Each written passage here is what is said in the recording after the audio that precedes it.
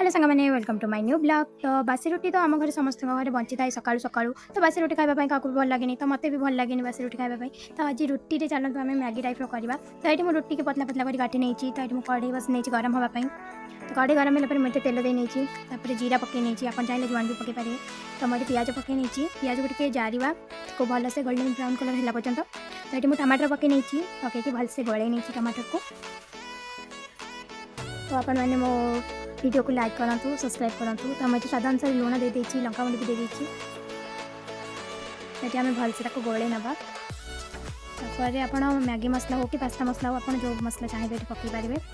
मुझे मैगी मसला ही पकई आप चाहिए पास्ता मसला भी पकईदेवे टेस्ट तो बहुत बढ़िया आसो। तो ये आम भलसे गोले नवा। तो है आम टमाटो सॉस और चिली सॉस देदेवा। तो ये भलसे गोले नवा। तो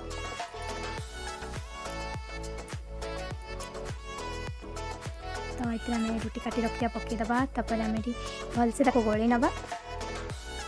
तो बास्ना तो बहुत बढ़िया आस। तो आम रेडी होगा गर्मा गरम रुटी मैगी। तो आम भी चलू खावाई। तो मो वीडियो को लाइक करदे। तो मो चैनल को सब्सक्राइब करदे। टाटा पुणी देखा नेक्स्ट ब्लॉग रे।